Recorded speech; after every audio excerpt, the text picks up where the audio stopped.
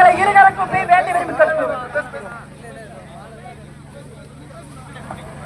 லண்டனில் இருந்து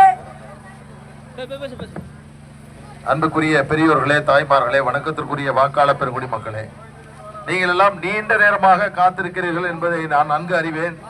தொலைதூரம் பல்வேறு ஊர்களுக்கு சென்று இது போன்ற நமது கூட்டணி கட்சியினுடைய நிர்வாகிகளுடைய வரவேற்பை ஏற்று இங்கே வருவதில் பல்வேறு காலதாமதம் ஏற்பட்டுள்ளது.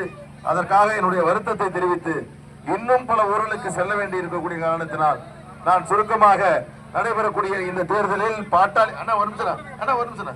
பாட்டாளி மக்கள் கட்சியினுடைய வேட்பாளராக திருப்பூர் தொகுதியில் போட்டியிடும் எனக்கு மாம்பழம் சின்னத்தில் வாக்களித்து என்னை வெற்றி பெற செய்ய வேண்டுமாய் அன்போடு பாசத்தோடு பணியோடு கேட்டுக்கொள்கிறேன்.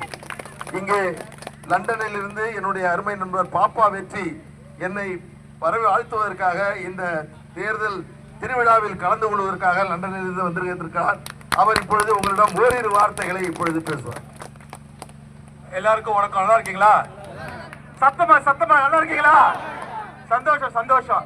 அம்மா, நான் லண்டன்ல 18 வருஷமா அங்க இருக்கிறேம்மா. ஒரு சில விஷயங்களை நான் அங்க இருக்கிறதையும் பார்த்திருக்கேன். நான் படிச்சதெல்லாம் நம்ம தமிழ்நாடு இங்கதான் படிச்சிருக்கேன். சென்னையில தான் படிச்சேன். என் சொந்த ஊர் வந்து எனக்கு திருவாரூர். படிச்சது இங்க சோழிங்கநல்லூர்ல ஒரு இன்ஜினியரிங் காலேஜ்ல படிச்சேம்மா.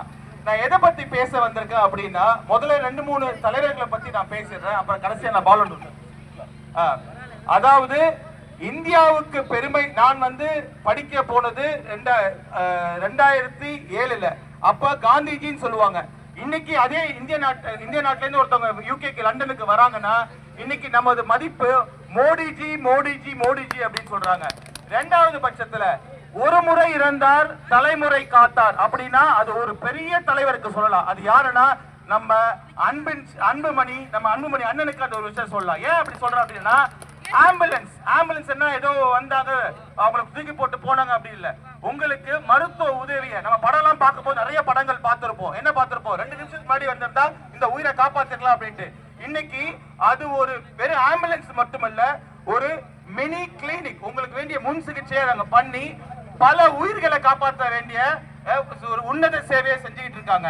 ஒரு விஷயத்துல நீங்க எல்லாருமே ஒண்ணு புரிஞ்சுக்கணும். அதாவது எதுவுமே பண்ணாதீங்க.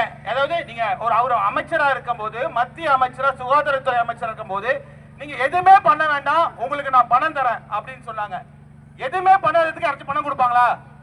கொடுக்க மாட்டாங்களா? கொடுக்க மாட்டாங்க. ஆனா அன்புமணி எனக்கு கொடுத்தாங்க. எதுக்கு தெரியுமா? நீங்க இந்த பொது இடத்துல புகைப்பிடிக்கிறாங்க இல்லையா, அந்த புகைப்பிடிக்கிறதுக்கு சட்டத்தை கொண்டு வராதீங்க. நீங்க சட்டத்தை கொண்டு வராம இருந்தீங்கன்னா அதுக்கு நான் பணம் தரேன் அப்படின்னாங்க. ஆனால்